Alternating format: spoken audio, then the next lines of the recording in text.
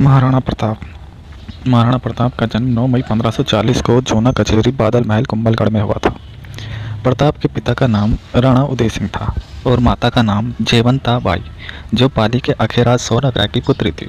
महाराणा प्रताप का बचपन का नाम कीका था।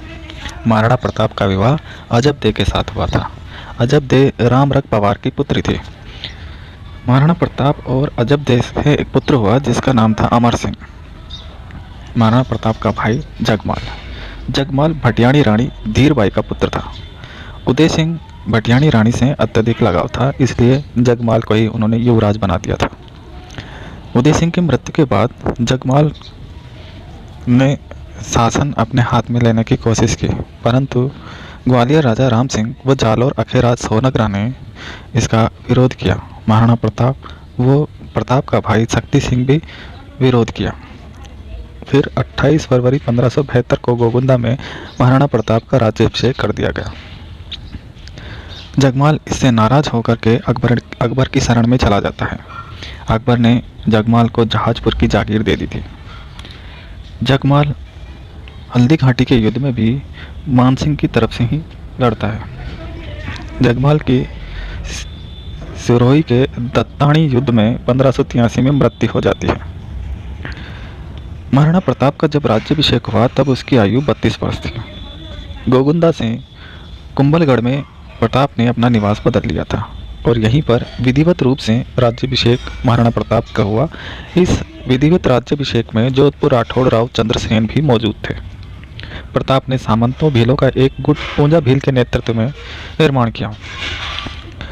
इसके बाद में 4 शिष्टमंडल हल्दी घाटी युद्ध से पहले महाराणा प्रताप के पास भेजे जाते हैं। पहले में जलाल खा कोरची था, जो अगस्त नवंबर 1572 को महाराणा प्रताप से मिलने के लिए जाता है, परंतु यह वार्ता असफल रहती है। इसका वर्णन अकबरनामा व इकबालनामा में है। उसके बाद में अप्रैल जून 1573 में दूसरा शिष्टमंडल जाता है, जो कुंवर मानसिंह था।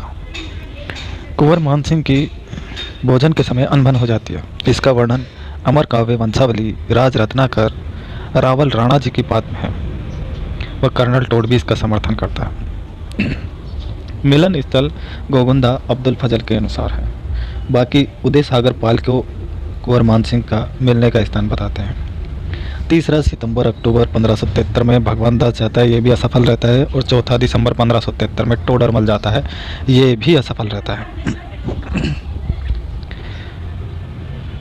इन सब असफलताओं को देखते हुए महाराणा प्रताप आने वाली असुरक्षा को भाप करके पूंजा भील को मेवाड़ की सुरक्षा का प्रबंध दे देते हैं। हल्दी घाटी युद्ध 18 जून 1576 को हुआ। हल्दी घाटी राजसमंद में है। ये युद्ध विक्रम संवत 1633 द्वितीय जेठ सुदी को हुआ था।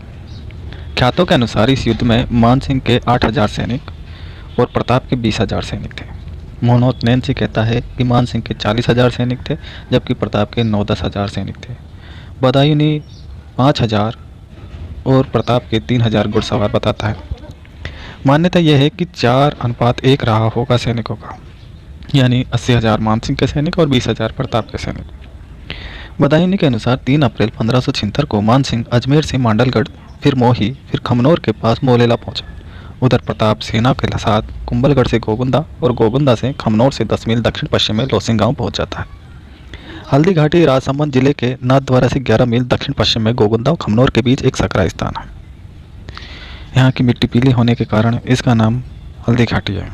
बाद में इसका नाम रक्तलाई भी हुआ। इधर सेनापति मानसिंह था तो प्रताप की तरफ पठान हमीर खां सूर था। ये हरावल दस्ते का मुखिया भी था। बदायूंनी और आसफ खां के बीच एक वार्ता होती है। आसफ खां बदायूंनी से कहता है कि किधर के भी राजपूत मरे, जीत तो मुगल सल्तनत की है। प्रताप के साथी थे लोणकरण, रामशाह, ताराचंद, पूंजा, हकीम खासूर। इस युद्ध में एक स्थिति ऐसी आती है कि प्रताप का घोड़ा चेतक घायल हो जाता है और प्रताप युद्ध स्थल से हटते हैं तो सादड़ी के झालापीदा उनका मुकुट अपने सिर पर धारण कर युद्ध करता हुआ वीरगति को प्राप्त होता है। चेतक बलीचा गांव के नाले के पास महाराणा प्रताप को लेकर पहुंचता है, परंतु यहाँ पर चेतक की मृत्यु हो जाती है। यहीं पर इनकी चेतक की छतरी बनी हुई है। मानसिंह का हाथी था मर्दाना। इसी मर्दाना हाथी की सूंड में एक जहर लगी हुई तलवार लगी थी, जिससे ही प्रचेतक का पैर कट जाता है। और प्रताप की सेना में लूणा वो राम प्रसाद नाम के हाथी थे। इधर मानसिंह के में गजराज, गजमुक्ता और रनमदार हाथी थे।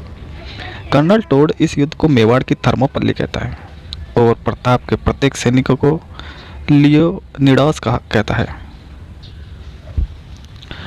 कोल्हारी गांव में घायल प्रताप अपना इलाज करवाता है। अबुल फजल हल्दी घाटी के युद्ध को खमनौर का युद्ध कहता है। बदायूनी गोगुंदा का युद्ध कहता है। बदायूनी ऐसा इतिहासकार था जो इस युद्ध में मौजूद था। बाद में प्रताप ने अपना केंद्र ढोलाना ढोलकाओं को बनाया और गुरिल्ला छापामार युद्ध पद्धति ही अपनाना शुरू कर दिया। इसने गोगुंदा की रक्षा मांडन कुपावत को थी और कुंभलगढ़ की रक्षा मेहता नरवत को सौंप दी। प्रताप की तरफ से हल्दीघाटी युद्ध में थे ग्वालियर राजा राम शाह तोमर और इनका पुत्र शालिवाहन, भीम सिंह डोडिया, रामदास राठौड़, सादड़ी का झाला बीदा, झाला मानसिंह और सोनगरा मानसिंह। कैसा चारण था, जैसा चारण था, भामाशाह था। भामाशाह वही है जो ओसवाल परिवार का था। इसका 1547 में जन्म होता है। इसको महासहानी रामा के स्थान पर भामाशाह को बाद में प्रताप ने प्रधान बना दिया था। भामाशाह का एक भाई भी था, ताराचंद, जो भी इस युद्ध में था, और पूंजा भील था। मान सिंह की तरफ आसफ खां था, जगन्नाथ कच्छवा था, माधव सिंह कच्छवाहा था, सैयद हासिम था, काजी खान बदखासी था, शेख जादा सिकरी था, बहलोल खान था, जगमाल था, शक्ति सिंह था और सगर था। ये तीनों महाराणा प्रताप के भाई थे जो मान सिंह की तरफ से युद्ध किया था। इस हल्दी घाटी के युद्ध के बाद 13 अक्टूबर 1576 को अकबर गोगुंदा आता है।